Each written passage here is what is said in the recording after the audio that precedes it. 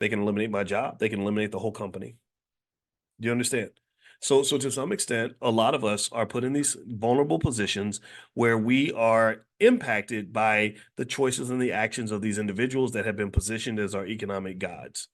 They can make your life wonderful or miserable, because when you're teaching each other how to fish and you're focused on going to the pond every day to fish, you're not even thinking like, well, what happens if suddenly the person who owns this pond puts up a sign that says nobody can fish here anymore?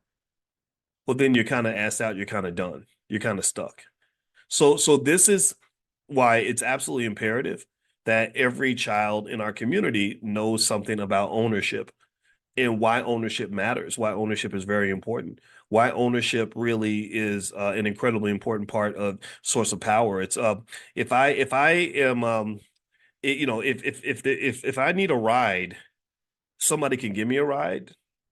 Someone could teach me how to drive a car, so I can drive where I want to go. But then I have to also ask, well, who owns this car? Who gets to decide, when we're gonna go, and which route we're gonna take, and who's gonna drive the car? Right. So you want to go to all those levels. You want that to start when kids are young. You start that when they're children. You don't start that when they're older. You don't have these. See, a lot of you are here because you had your eureka moment when you were like 35 years old.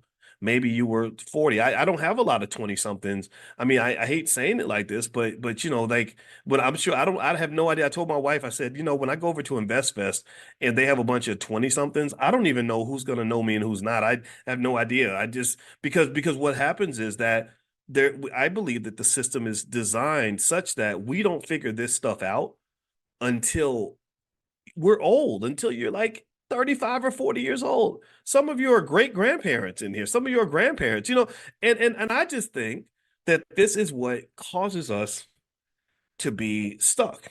I think that we're hit by something. I talk about this in my book, The 10 Commandments of Black Economic Power. It's called economic immaturity. I believe the system is designed and rigged to keep us economically immature for as long as possible. When you're economically immature, you don't understand how the whole system works. You understand only your role in it. And because no one really introduced you to the idea of financial consciousness, they didn't introduce you to that when you were young. But if you teach that to kids when they're little, then they kind of have just this massive head start, which allows them to have so much more say in their destiny. And this is not unprecedented. I mean, the Jewish community does it all the time. You know, Donald Trump's family did that. Donald Trump's father never talked to him about, you know, getting a job. he never he never sat around saying, hey son, if you work really hard, then good things are gonna happen. They're gonna give you raises and promotions. He said, nah, son, we're gonna own the company and you get to decide who gets a raise and who gets a promotion. And it's not because he earned it, it was because somebody else earned it and somebody passed it down to him. And I'm gonna just tell you the truth. That's exactly the way it's supposed to be. I know I don't know if you like the guy or not. I don't care if you like him, but that's how power doesn't really care like what we think is good or bad, or who we think are good people and bad people, or who deserves it and who doesn't.